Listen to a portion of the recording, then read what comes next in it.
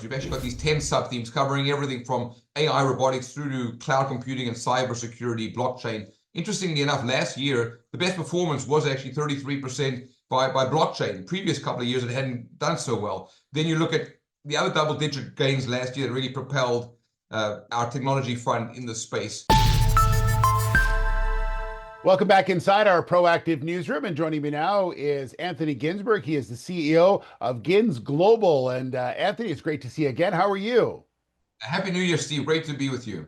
Yeah, good to have you along. And we had a chance to talk to you, obviously, back in December. So it's good to get you back on because we've seen a lot of megatrends around the world as far as technology is concerned. People are talking about defense. They're talking about cybersecurity. They're talking about quantum computing. I mean, there's so many different areas that people are talking about these days. Yes, Steve, it's very difficult to time the best sub-theme performances. That's why we go for an equally weighted global approach. We've actually got these 10 sub-themes covering everything from AI, robotics through to cloud computing and cybersecurity, blockchain. Interestingly enough, last year, the best performance was actually 33% by blockchain. Previous couple of years, it hadn't done so well. Then you look at the other double-digit gains last year that really propelled our technology fund in the space. It's the global mix. The US is only about a 55% weighting. So having the international mix, the weaker US dollar is also actually helping us. We've had areas such as cybersecurity, cloud, gene editing, even the likes of defense tech, all doing around 10% plus in gains. And even another area that we're quite positive on is quantum computing, which is a new addition, as I mentioned, plus defense tech. Just interestingly, last month in December, the best performer, partly because of the Ukraine-Russia war and just the new area of defense technology stocks, and obviously drones and whatnot, that was up 20% alone as a sub-theme, defense tech. So our point is it's very hard to time these things. There's a lot of convergence, Steve, across the space from social media to digital entertainment to AI and even cloud and cyber. They're almost like cousins in some cases. I'd say we're expecting a lot more M&A activity, actually, particularly in the cloud and AI space, but also cybersecurity. The valuations are not that high in the mid-cap and the smaller cap space. And under President Trump, regardless of all the other antics globally, there's less red tape to actually complete M&A acquisition. So we're expecting a lot more in that space. And Anthony, you're seeing right now that people are actually getting into the market and buying in this as well, right? You're seeing people that are spending their money as well. Yeah, absolutely, Steve. Because the PE ratios actually on our fund, for example, are around 20 to 21 times earnings. It's very different to the NASDAQ and some of the Mag 7s that are over 34, 35 times earnings. So if you compare it going back to 99, 2000, when many of us started our careers, those PEs were well over 40 to 50 times earnings. So we're not in some sort of a crazy internet type bubble. We actually think that there's still a lot of room to grow. Cloud is in its early innings, and AI will increase productivity across some of these other themes. That's why you've seen even the likes of Microsoft buying into gaming companies. We actually expect more social media usage of AI and as well as gaming. So a lot more convergence, which is very, very positive for the industry. The infrastructure spend quickly in America with this big, beautiful bill that was passed last year means that there's a lot of upside in the computing semiconductor space as well, because they can deduct all their expenditure in the first year. So that's going to propel, and also there are obviously tax cuts as well. So there's a lot of tailwinds. The Federal Reserve lowering interest rates is always generally good for tech and growth stocks. So we generally are upbeat. It may not be a straight line upwards, but we're actually expecting earnings per share of about 14% gains in the tech space alone. So all things being equal, yeah, we remain pretty positive, Steve.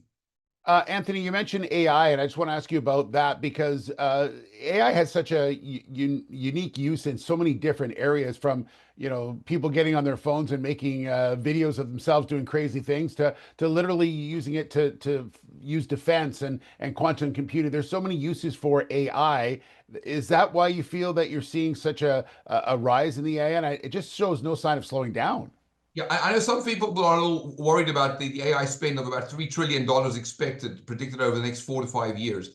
Actually, the data centers that are being built out in Arizona and other places here in the States are actually fully leased. So we're actually not as worried about a bubble popping.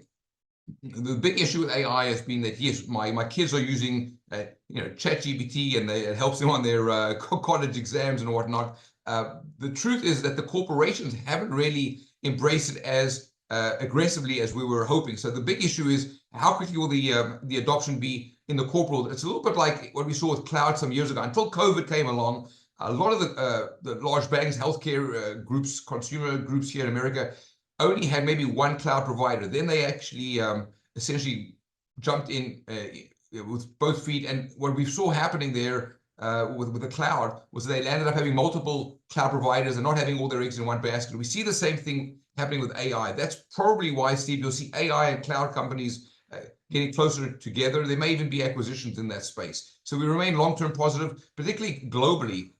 There's a lot of growth in places like Latin America and Asia that we don't talk about, and particularly areas such as robotics as well. That is continually growing. And we actually, with this onshoring with President Trump, an area we don't talk about very often is robotics, but the American manufacturing class has been quite slow because of NAFTA over the years, where they're outsourced to places like Mexico. Now, with the onshoring push, there's going to be a lot more automation, including AI. So we remain positive. Okay, and one last question, just on the flip side of the AI, you mentioned that some companies are hesitant to get into AI as much because of security concerns. But that's really created the cybersecurity part of this story to continue to increase. So as AI increases, so does cybersecurity. It's a very good point that most folks miss. Cybersecurity is growing at almost 20% a year in terms of the growth. So we're expecting within 4 years the size of the cybersecurity market to double. They're almost like a cousin to cloud as well, because there are a lot of cloud companies looking at M&A acquisitions now in the cybersecurity space. Remember, a lot of the cyber companies are not that large. They're trading at much lower multiples than the big hyperscaler cloud guys, the cloud ones being Amazon, Google, and Microsoft. So we are very positive, actually, that cybersecurity is an area that remains undervalued. We're quite excited about cyber. And by the way, a lot of these cyber companies are also now moving into defense technology. So when we talked about the 21% gain in defense tech in December, some of that was actually from cyber companies too. So it's a very interesting space to watch. Very fascinating stuff. Anthony, thanks for your insight as always. Very good to catch up with you. And we look forward already to our next conversation. Okay. Thank you, Steve. All right. There's Anthony Ginsberg. He's the CEO of GinsGlobal.